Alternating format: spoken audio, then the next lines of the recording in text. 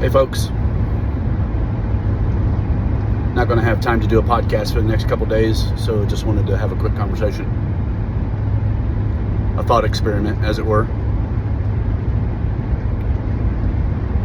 I ran into a wall because I'm unable to have conversations, not because I don't want to, but because the Democratic Party of Southern Indiana refuses to have open topic conversations. Now, why is this important when we are heading into another election cycle? Here's why it's important to me. Maybe it's important to you. I don't know. How can we learn from our past mistakes as a county, as a city, as a country, if we can't sit down with our current and wannabe future leaders and have open conversations about what those mistakes were? That's a question. So I think looking back to 2020, taking politics out of everything, and just looking at what happened during COVID and the different institutions that failed us at many levels, why has there been no real public conversation about what actually happened during that window of time? That's a question. Why are we as citizens unable to ask questions and get answers so we can be assured that the errors that were made during just COVID alone aren't made again? It's a question. Will the person that you're going to attempt to elect in November tell you the truth whenever an institution makes a mistake or whenever bad advice is given? Will they tell you the truth? How do you know they're telling you the truth?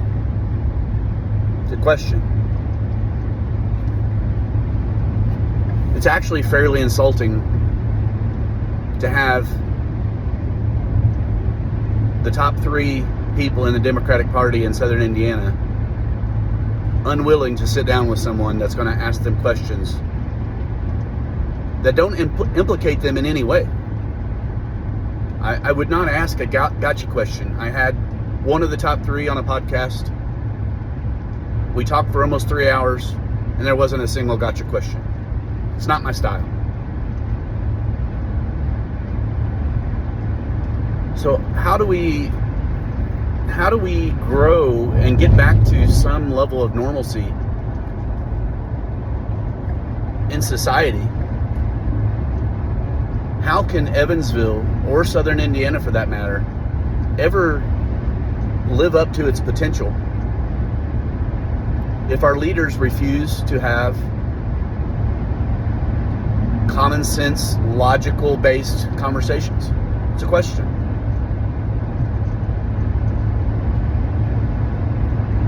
People have asked me, well, if you want it so bad, why don't you run for office? The answer has always been, and it will always be, no, I'm not. And why?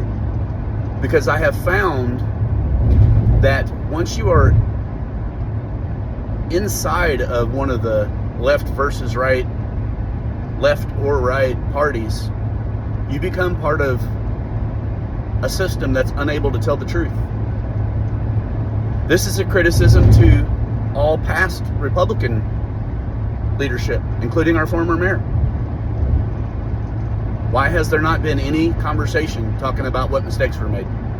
How can we learn from the things that were done wrong during your time in office to make sure that we don't do them anymore? Are we just supposed to elect someone that's never done anything before of this magnitude and trust that they're going to figure it out along the way?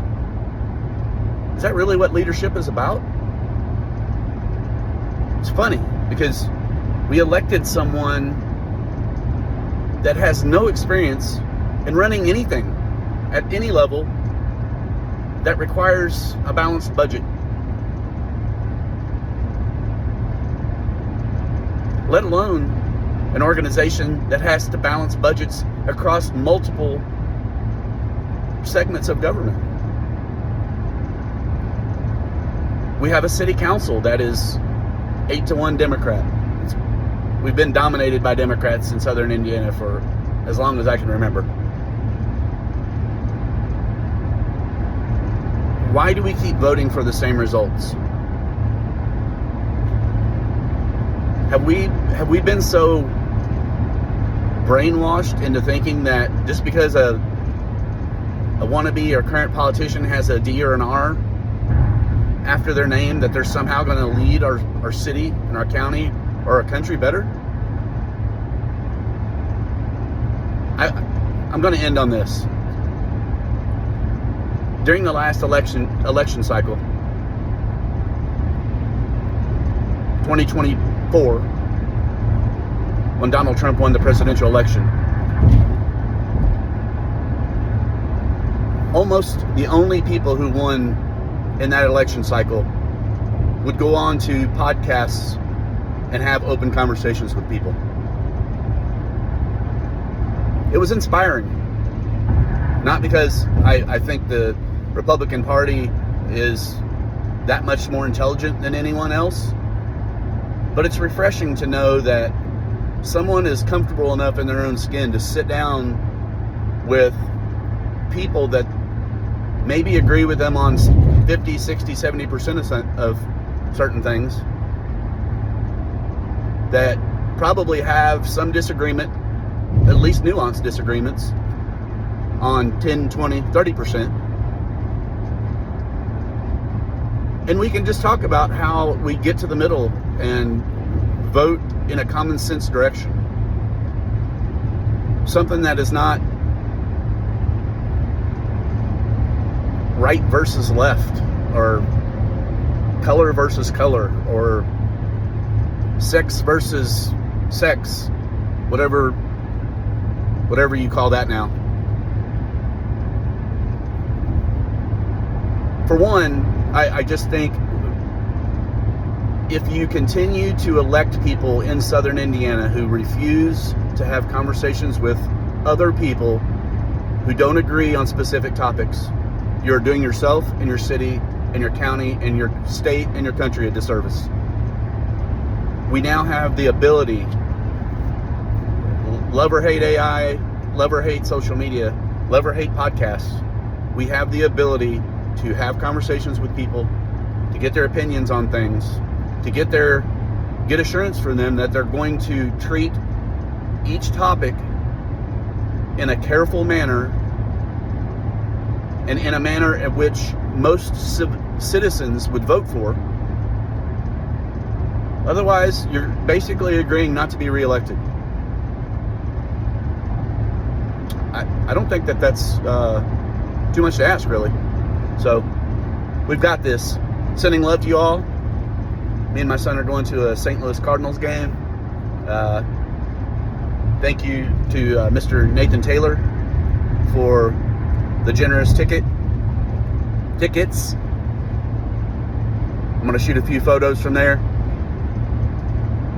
Until the next time, please get involved in as many conversations as you can. Let's love one another. Loving one another does not mean not having disagreements with people.